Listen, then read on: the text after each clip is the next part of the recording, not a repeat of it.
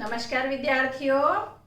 कई विद्यार्थियों ने रिक्वेस्ट की थी कि मैम वाच पर वीडियो बनाइए, तो आज मैं वाच पर वीडियो लेकर उपस्थित हूँ। जैसा कि हम वाक्य भेद पढ़ रहे थे, वाक्य भेद में सबसे पहले हमने प्रयोग व संरचना के आधार पर वाक्य भेद देखा।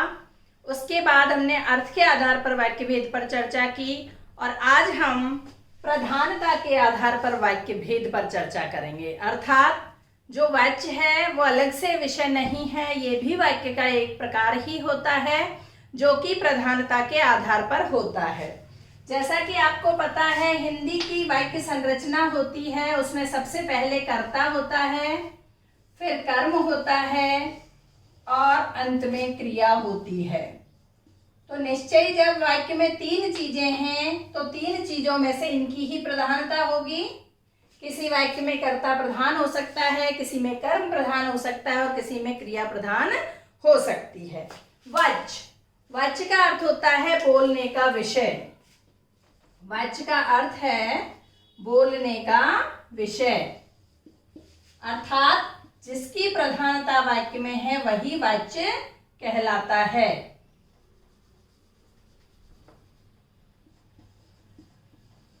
बोलने का विषय। जहां कर्ता की प्रधानता होती है उसे कहते हैं कर्तृवाच्य। कर्तृवाच्य, इसमें कौन प्रधान हुआ? कर्ता प्रधान हुआ। जहां कर्म की प्रधानता होती है उसे कहते हैं कर्मवाच्य।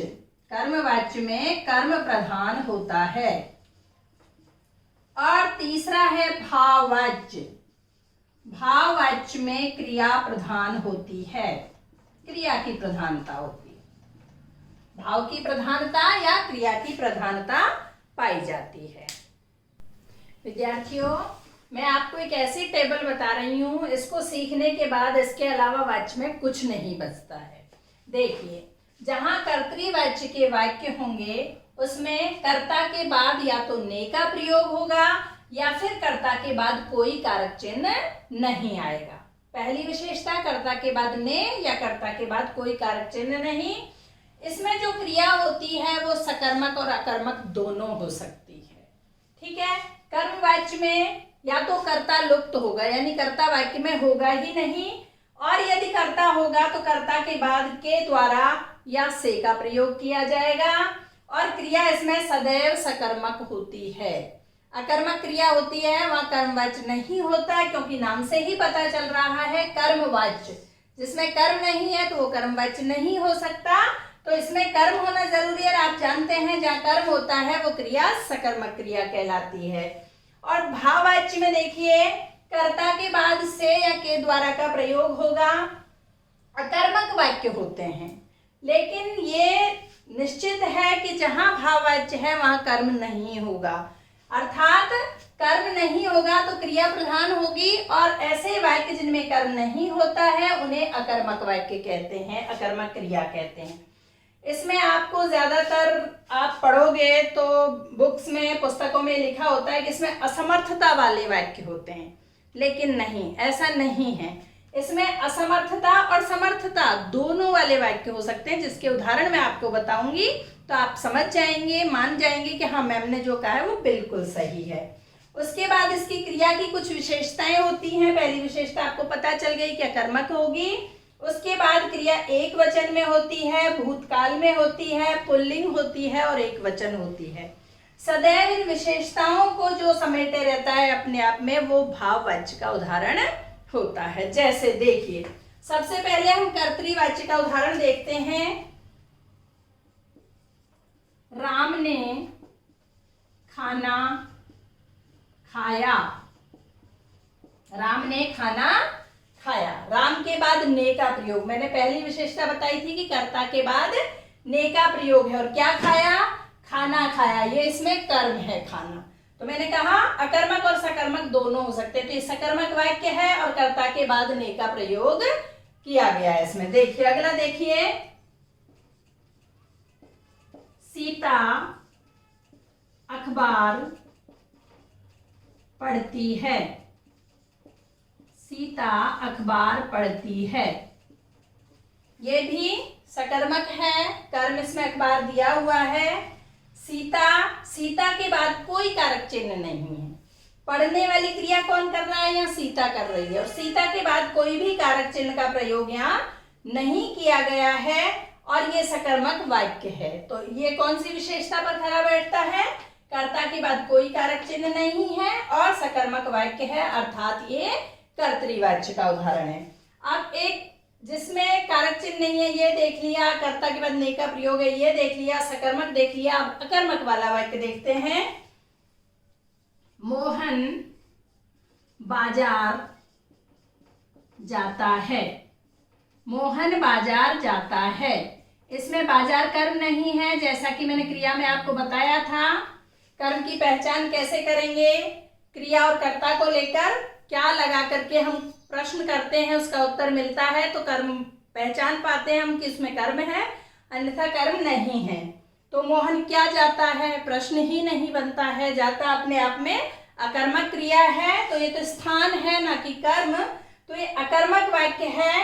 अकर्मक वाक्य कर्तृवाच्य में हो सकते हैं, और मोहन करता है, कर्ता के बाद कोई भी कारक चिन्ह विभक्ति का प्रयोग नहीं किया गया है, तो ये भी कर्तृवाच्य का उदाहरण है। स्पष्ट हुआ यहाँ तक? आगे देखिए, कर्मवाच्य के उदाहरण देखिए। पतंग उड़ रही है, इसमें पतंग उड़ रही है, प्रथम दृष्टया ऐसा लग रहा है कि जैसे कर्ता पतंग ही है, लेकिन प्यारे विद्यार्थियों, पतंग कभी अपने आप नहीं उड़ती है। पतंग को या तो कोई व्यक्ति उड़ाता है या हवा उड़ाती है, यानी कर्ता कोई और होता है। पतंग तो यहाँ कर्म है, और ये कर्म क्या है? निर्जीव कर्म है। तो यहाँ पतंग उड़ रही है यानी कर्ता लुप्त है, यहाँ कर्ता का लोप है, कर्ता है नहीं। और मैंने आपको विशेषता बताई थी कि जहाँ कर्ता लुप्त होता है, अर्थात वाक्य में कर्ता का प्रयोग नहीं किया गया है, वहाँ कर्मवाच्य होता है। दूसरा वाक्य देखिए, राम के द्वारा खाना खाया जा रहा है।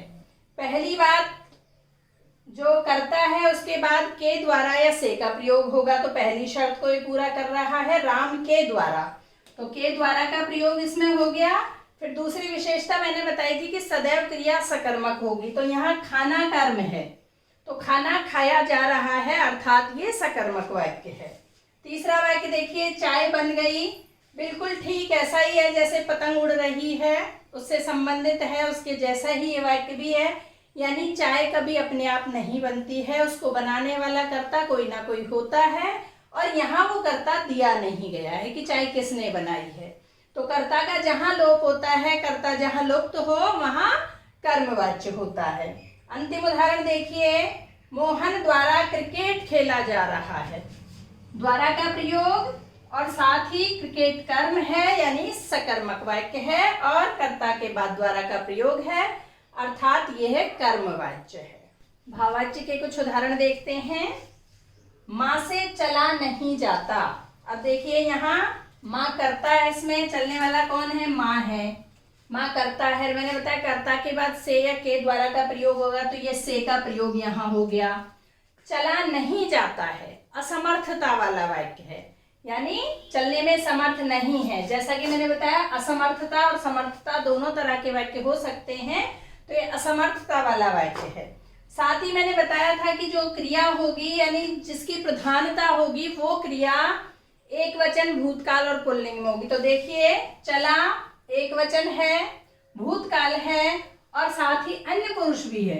एक और विशेषता है इसकी, अन्य पुरुष में होगी, यानी कहने वाली मैं हूँ, सुनने वाले आप, और माँ के बारे में हम बात कर रहे हैं, अन्य पुरुष के बारे में, थर्ड पर्सन के बारे में बात की जा रही है। अगला उदाहरण देखिए, माँ से चला जाता है, यानी ये समर्थता वाला है, सेम वाक्य हो गया, वही कर्ता के बाद से का प्रयोग हो गया, क्रिया भी भूतकाल, एक वचन, पुल्लिंग और अन्य पुरुष में हो गई, लेकिन इसमें समर्थ है माँ चलने में, माँ से चला जाता है। अगला वाक्य देखिए, चलो चला जाए, यहाँ कर्ता नहीं है, लेकिन क्रिया की विशेषताएं जो हमने देखी हैं, जो भाववाच्य में होनी चाहिए, यानी एक पुरुष है, पुल्लिंग है, और भूतकाल में है, साथ ही अन्य पुरुष में भी है, और ये अकर्मक वाक्य है, इसमें कोई कर्म नहीं है, यानी इसमें कर्ता भी नहीं है, कर्तृवाच्य नहीं है, कर्ता के बाद ने का प्रयोग होता या कर्ता के बाद विभक्ति रहित होता, वो विशेषता भी यहाँ नहीं है। और कर्मवाच्य जिसमें या तो कर्ता का लोप होता है, तो लोप तो यहाँ भी है, यानी कर्ता यहाँ नहीं है, लेकिन साथ ही इसमें कोई कर्म नहीं है। जब कर्म भी नहीं है, कर्ता भी नहीं है, तो ये भाववाच्य का वाक्य हुआ। अंतिम वाक्य देखिए, रोगी से उठा नहीं जाता। ये फिर से असमर्थता वाला वाक्य आ गया, नहीं के साथ आया है, लेकिन कर्ता के बाद से का प्रयोग है और साथ ही क्रिया प्रधान है। इसमें उठा प्रधान है, जो कि एक वचन में है, भूतकाल में है, पुल्लिंग है और अन्य पुरुष है। मैं उम्मीद करती हूँ आपको वाक्य समझ में आ गए होंगे। फिर भी यदि कोई डाउट रहता है तो आप कमेंट बॉक्स में कमेंट करके मुझसे पूछ सकते हैं। वाक्य रूपांतरण या रचनांतरण देखिए, जो कि परीक्षा में अक्सर पूछा जाता है। कर्तृवाच्य का वाक्य दे दिया जाता है और कहा जाता है कि इसको कर्मवाच्य में या भाववाच्य में बदलिए। तो विद्यार्थियों, ध्यान रखने की बात है कि जो कर्तृवाच्य होता है उसमें मैंने कहा कि क्रिया सकर्मक और अकर्मक दोनों हो सकती है।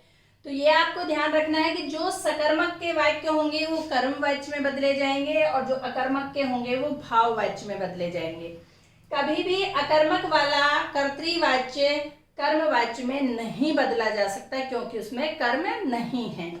और जो कर्तृवाच्य होता है जिसमें सकर्मक क्रिया वाला वाक्य होता है, वो सिर्फ कर्मवाच्य में बदला जाता है, वो भाववाच्य में नहीं बदला जाता। तो ये आपको विशेष ध्यान रखना है। जैसे राम खेलता है, ये अकर्मक वाक्य है, इसलिए इसको बदला गया राम से खेला जाता है, ये भाववाच्य बन गया। ऐसे ही मोहन क्रिकेट खेलता है, या क्रिकेट कर्म है और ये सकर्मक वाक्य है, इसलिए इसको बदलेंगे तो ये कर्मवाच्य में ही बदला जाएगा।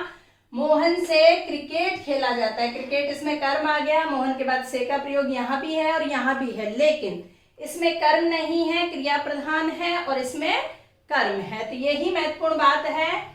और भाव और कर्म दोनों कर्तृवाच्य में बदले जा सकते हैं, लेकिन कर्म और भाव एक दूसरे में नहीं बदले जा सकते। अब आज का प्रश्न देखिए, तुलसीदास द्वारा रामचरितमानस रचा गया। यहाँ आपको वाच्य का नाम लिखना है कि ये इन तीनों प्रकार में से कर्तृवाच्य, कर्मवाच्य और भाववाच्य में से किस वाच्य का ये उदाहरण है। इसका उत्तर आप कमेंट बॉक्स में लिखेंगे। वीडियो देखने के लिए बहुत बहुत धन्यवाद। वीडियो यदि अच्छी लगे तो लाइक और कमेंट कीजिएगा, और यदि आप मेरे चैनल पर नए हैं तो चैनल को सब्सक्राइब कीजिए। धन्यवाद।